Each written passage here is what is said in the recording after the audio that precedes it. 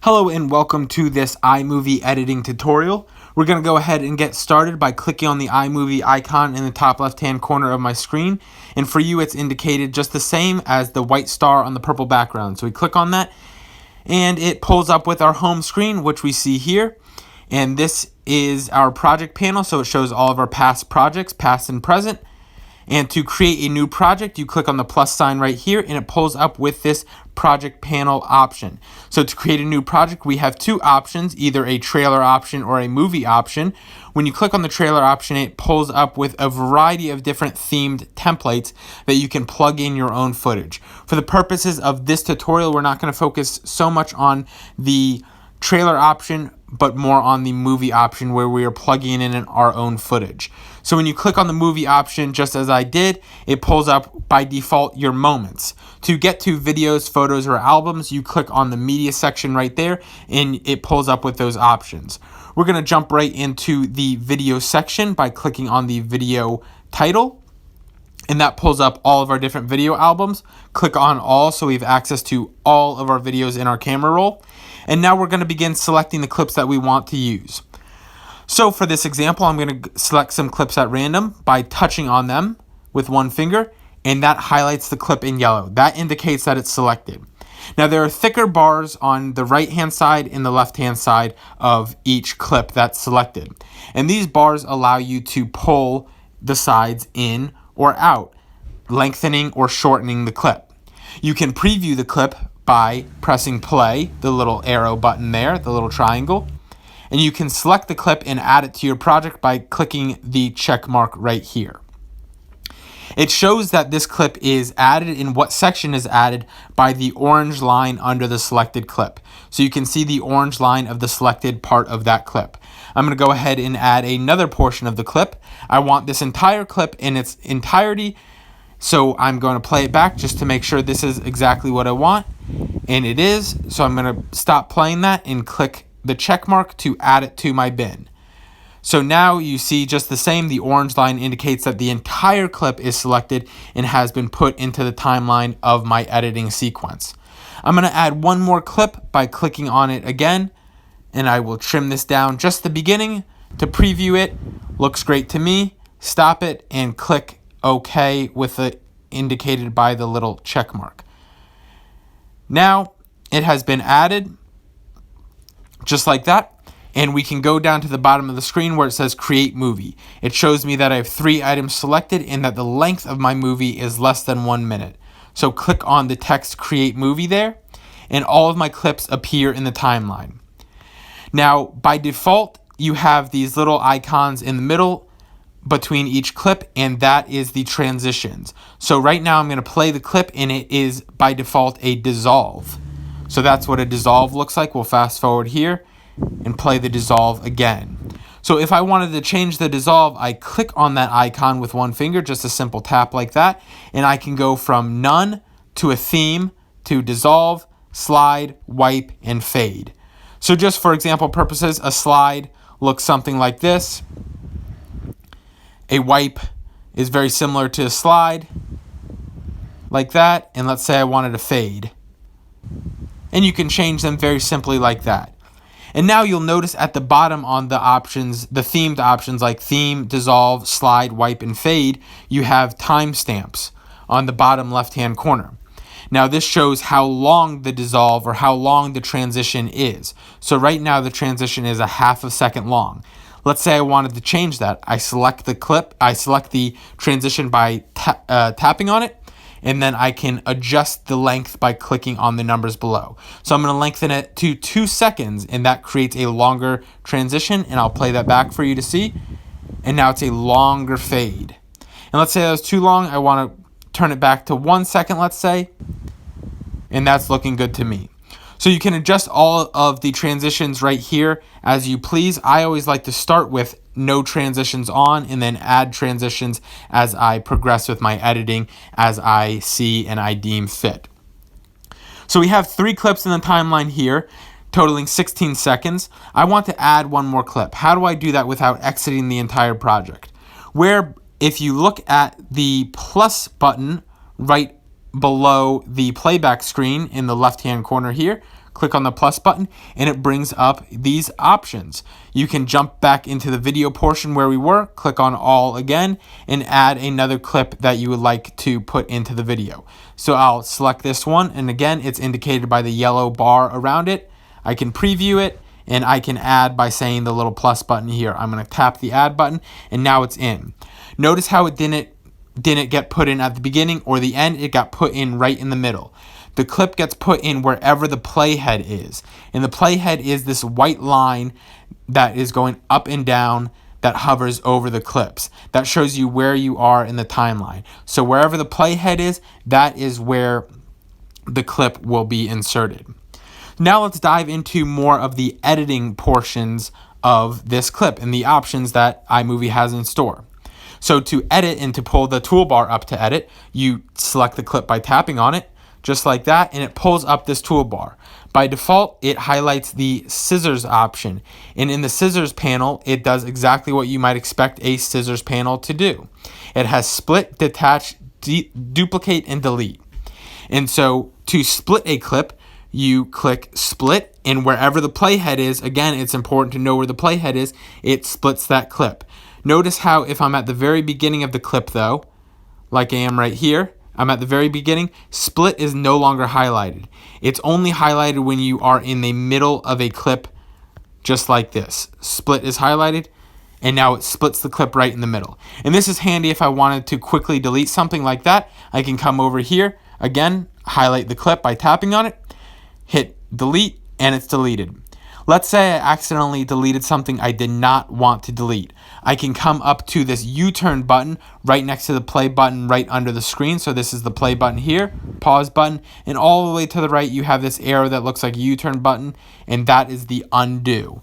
And so I can undo, and that takes me back to the previous steps, and you can undo as much as you need. So that's handy in case you make a mistake. So we're going to select the clip again, highlight it in yellow, and explore the detach button. In detach, it takes the volume out of the clip so you can adjust the clip just like you would drag any other clip to edit, and you can move it just like you would move any other clip. So I hold on the clip and I can drag it just there. And I can do the same thing again with a video clip. I select the clip I want, I hold on it with my finger, have it pop up, and I can move it wherever I want.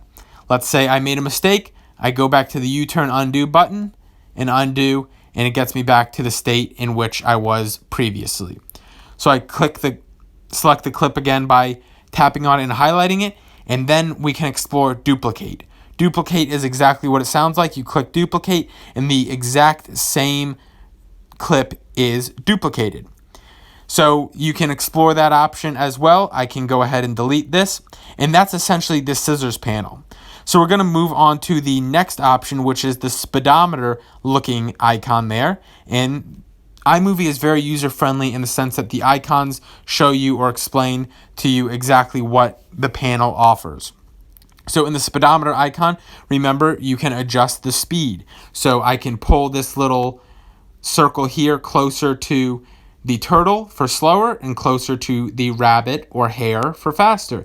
And as you see, as I pull it one way or another, when I pull it slower, the clip expands because it's going to take more time to play. And when I play it faster, pull it faster, it will take less time to play and the clip shrinks. So I will go ahead and slow the clip down and play that back so you see what that looks like. And the clip is very slow in its movements. Let's go ahead and do this on the same technique on a clip where there is more movement. So here, there's a lot of movement in this clip. We're doing the reverse reveal. I'm going to tap on that clip to select it, and if I get pulled up in the trimming icon with the scissors, I can click on the speedometer icon and pull over to the slower option right here.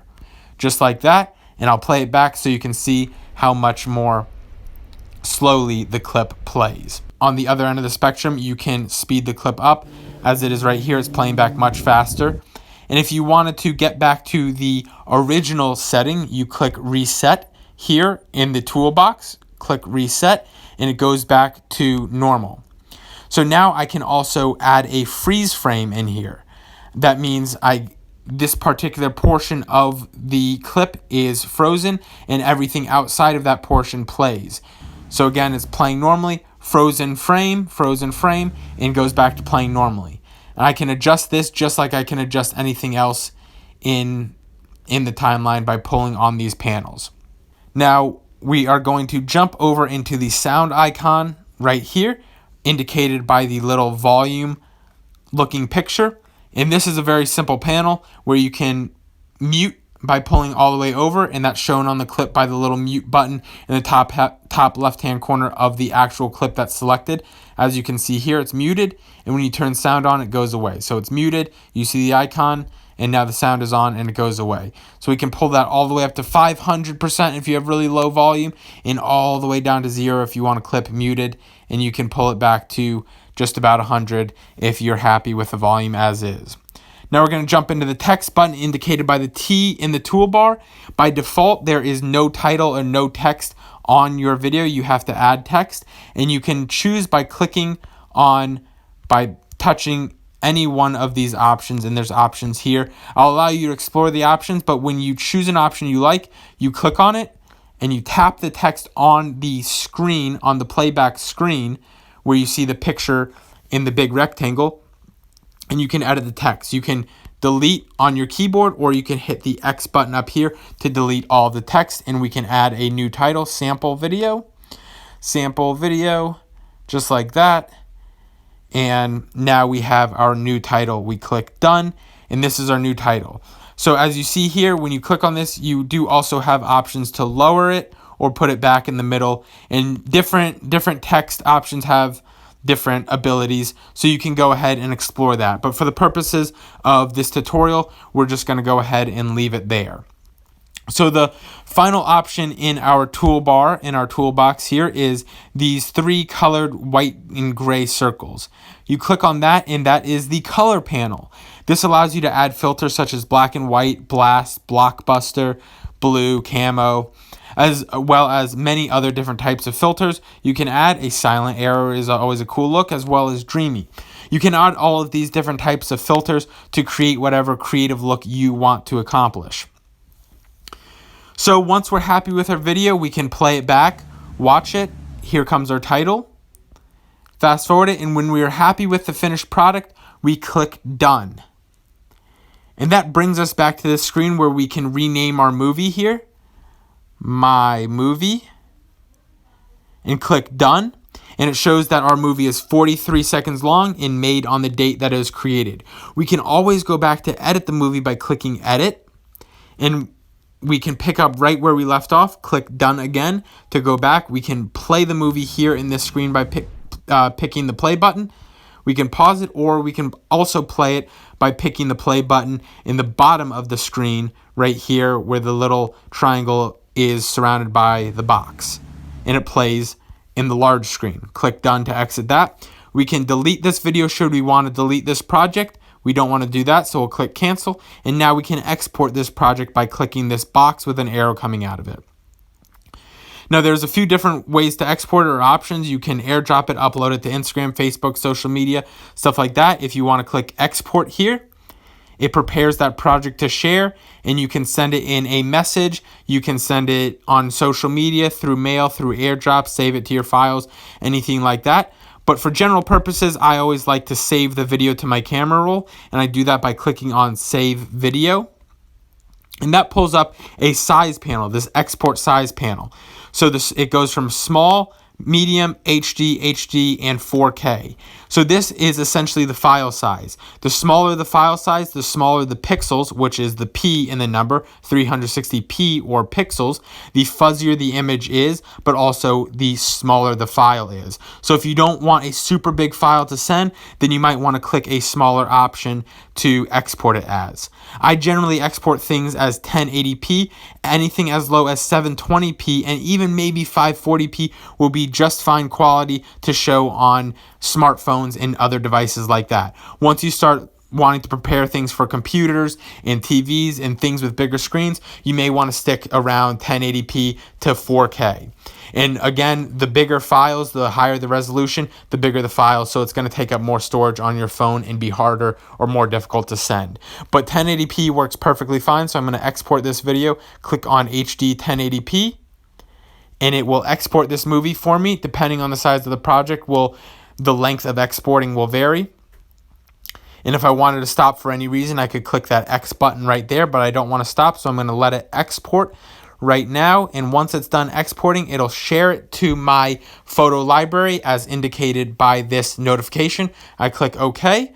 We exit out of iMovie and we come to my photos, and we can see that the movie is right here and it plays back for me just like that, and I can share it however I would like. So that is the tutorial for the iMovie. I hope you're able to learn something, kind of get your feet wet with it if you're new, and get ready and get excited to get started on this filmmaking and editing journey. It's so neat and so exciting that everything you need to get started and to create awesome videos is all in your pocket. So if you have any questions or need any clarification on anything that I may have went too fast on, or left out, please feel free to leave that in the comments and I will get back to you with any clarification you may need. If you're interested in the Wii video, that is the next video here in this lesson, and that is for Android users as well as iPhone users who want another option outside of iMovie. So I will see you in the next video or the next part of this lesson.